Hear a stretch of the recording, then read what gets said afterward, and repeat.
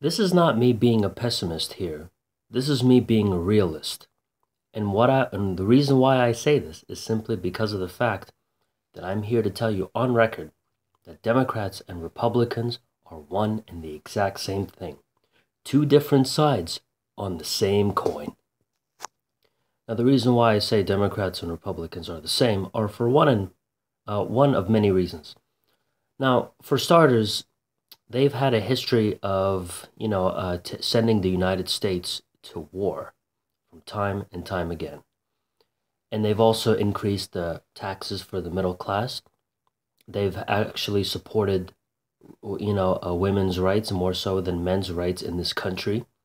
Another thing that they've also done is make so many promises that they have always failed to deliver.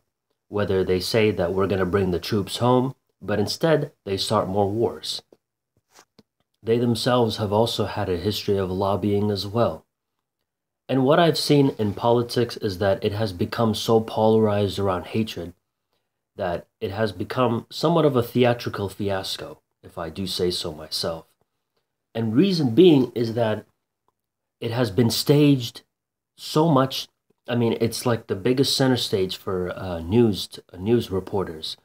And reason being is simply because, you see so many advertisements on, an election and campaign elections and campaigns, and it not all they bring it as if it's a promo for WrestleMania or something like that, and it has become very similar to pro wrestling. In the cameras, they're insulting each other, throwing some cheap below the belt ad hominems. But then when the cameras aren't rolling, they're hugging each other and shaking each other's hands and, doing all this stuff. So it's very similar to professional wrestling. And the way they hype it up, they make it seem like a reality show too. It's just too much drama. And people become so dramatic and this and that.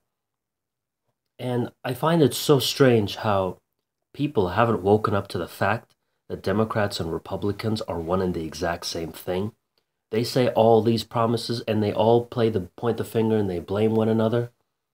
And and they also, and as far as I'm concerned, they've also had the same voting record despite the fact that they say that they haven't. I mean, Obama and Mitt Romney were great examples of one of them being the same thing.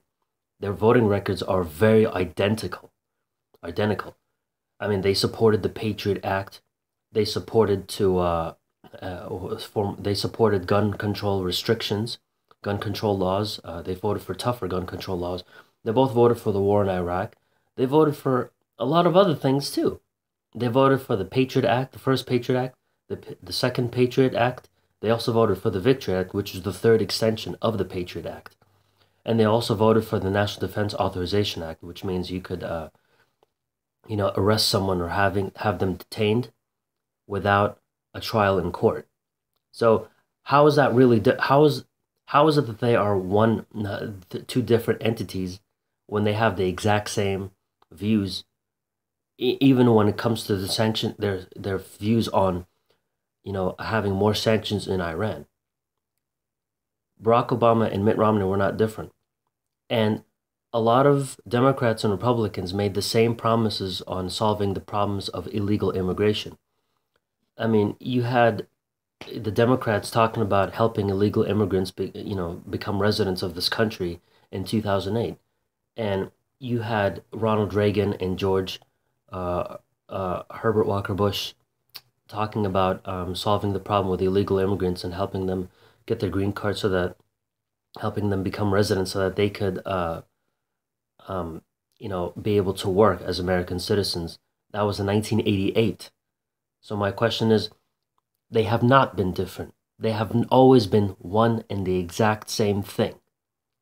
Sending this country to war, and they've also been supported and sponsored by, huge corporations, and they've also been sponsored by central banks. They've been funded by the Federal Reserve. They've been funded by Wall Street. They make promises to better the economy, but the economy hasn't improved. When they make these promises on, oh, we're going to make the economy a better place. So this is why Republicans and Democrats have always been the same.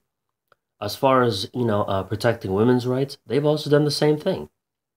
A lot of Democrats when the VAWA Act was passed in Massachusetts, which was the Violence Against Women's Act, a lot of the people who actually voted and supported the bill were also Republicans, just like Democrats. Now, here's something I also don't understand. Like when there's gun control laws passed, the right wingers are upset about it, and what they fail to realize that a lot of these people who support these gun control laws and vote to have these bills passed are also Republicans. It's not just Democrats, and they've also had a history of supporting bigger corporations as well.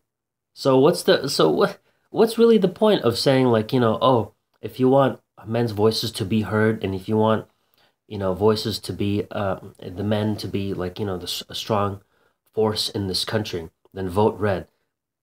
That's just a sales marketing tactic. This is why I don't like Democrats and Republicans. They've always been the same, and I know for a fact that they are the same. If you Americans don't wake up to this, then you are as mindless as a herd of sheep. That's what you guys are. So you could support gun control, you can support all this and all that, but you see, a Democrat can say the same thing as a Republican, and they have. Usually they say they are very indirect about it. So I don't see how you guys can actually believe this. And even the forefathers themselves even said, beware of the two-party dictatorship. Look what we have now. In the final two, when it comes to elections, it's always Democrats and Republicans in the end. So you have a choice to vote for who you want to vote for. But ultimately, the final two are always Democrats and Republicans. So you think that you have a choice to vote, but this is the illusion of choice. Because those are the people that you hear, that you see most of the time speaking on TV or all over the internet. This is what you hear and you see most of the time, Democrat and Republicans all the time. And this is always like the classic WrestleMania center stage when it comes to political theater. And this has got to stop. That's why, and you see, Democrats and Republicans, supposedly they're different from one another, and they have never supposedly been on the same side. And you always hear on the news that the Democrats and Republicans are having a collision course against each other, and they're not working together. And there always seems to be some type of friction, and you always hear this on the news. So the forefathers themselves, they didn't like each other. They always cursed each other out. They always said the worst kind of things. But at the end of the day, they themselves put their differences on the side and they worked together. And this is why when it comes to Republicans and Democrats, they've always divided the country. Just take a look at the example of Trump supporters and Trump protesters. They were throwing objects at each other, throwing eggs. They were punching each other, they were assaulting each other. There were riots and massive protests in the streets that turned violent. This is an example of classism right there. So if you guys don't want to believe it, then hey, I mean, you could see multiple examples, not just on YouTube, but anywhere else. Read up on this stuff. Don't tell me that they're different when they've always been the same. Fulfilling broken promises and trying to fulfill promises, but they always end up being broken. So as an American myself, here's what I'd like to say. We need to go back to the way things were during the forefathers in terms of like ending and abolishing political parties. They don't speak for us. They should, the candidates should speak for us, but if they tell us like, support our party, then we shouldn't fall prey to that. Because they never were an example of the country at all. Democrats and Republicans, they've never been willing to work together. The forefathers hated each other very much, except for John Adams and Thomas Jefferson. They were actually like good friends, and they actually had a friendship that was repaired eventually.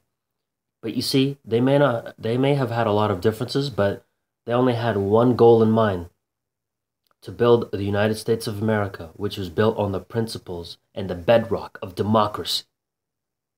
So with that being said, they were willing to put their differences aside and work together. Democrats and Republicans, they're not willing to do that. They attack each other all the time, according to what you hear on the news, right? So why would you support that? It's easy to get rid of it's easy.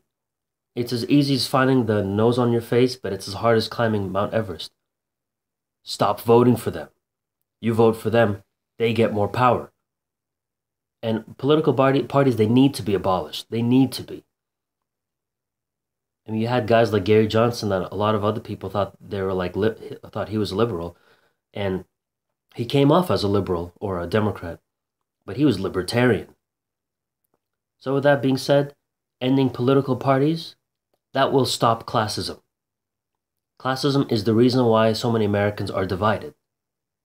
Because you support one political party, I'm going to bash you for that. You support that political party, I'm going to bash you for that. We don't need that anymore.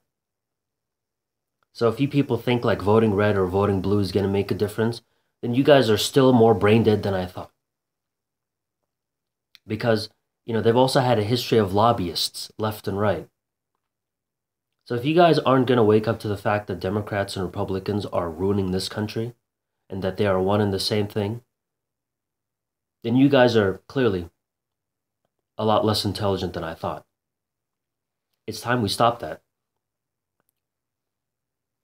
It should be over by now.